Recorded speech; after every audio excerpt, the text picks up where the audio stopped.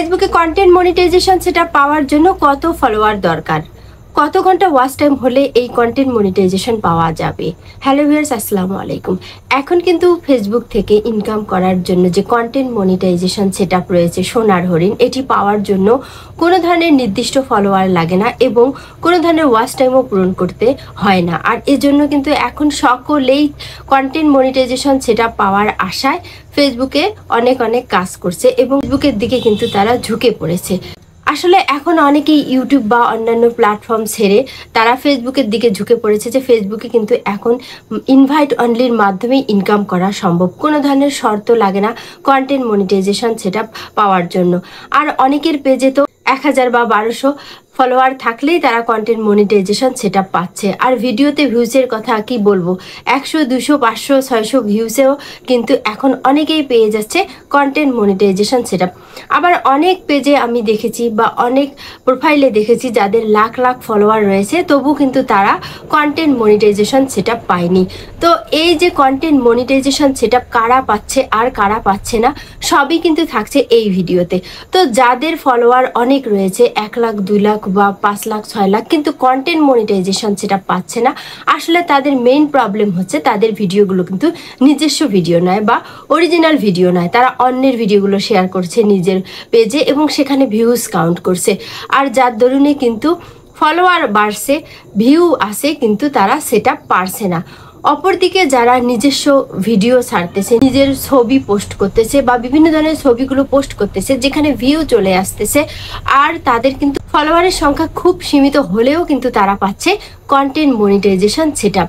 তো আজকের ভিডিওতে আমি এই সেটআপ পাওয়া এবং এই সেটআপ পাওয়ার পরে আপনাদের ইনকাম কেমন হবে, কতটা হবে, সবই কিন্তু আলোচনা করব।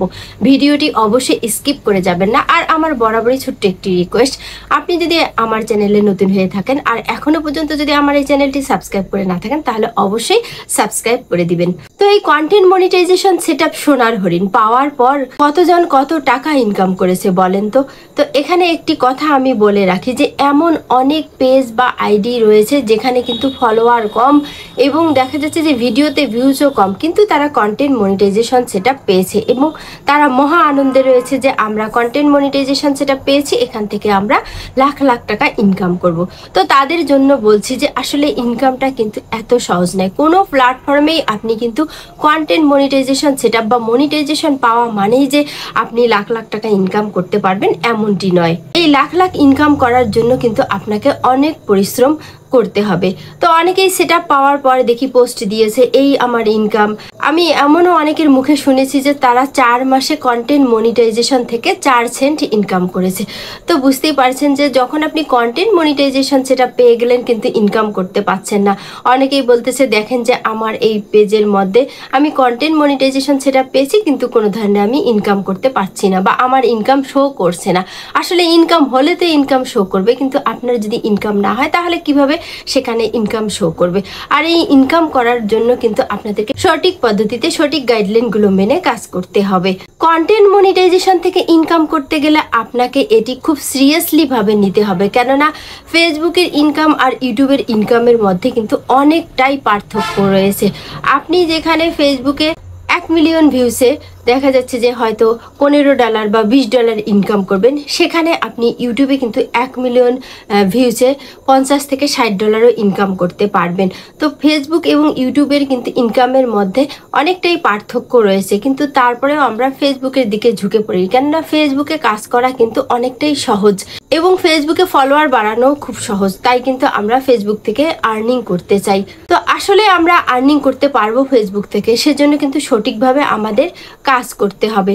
ভুলভালভাবে কাজ করলে কিন্তু এখান থেকে ইনকাম করা সম্ভব নয়। আর আপনি কন্টেন্ট মনিটাইজেশন পেলেও কিন্তু আপনি সেখান থেকে সে ধরনের কোনো ইনকাম করতে পারবেন না। তো যারা বলেন আমি কন্টেন্ট মনিটাইজেশন সেটা পেয়েছি কিন্তু আমার ইনকাম হচ্ছে না, তাদের জন্যই কিন্তু এই ভিডিওটি। কেননা শুধু যে সেটআপ পেলেই আপনি সেখান থেকে ইনকাম করতে পারবেন এমনটি না, সেটআপ পাওয়ার পর কিন্তু ইনকামের জন্য আপনাকে অনেক অনেক অনেক পরিশ্রম করতে হবে, তবেই কিন্তু আপনার ইনকাম হবে সেখান থেকে।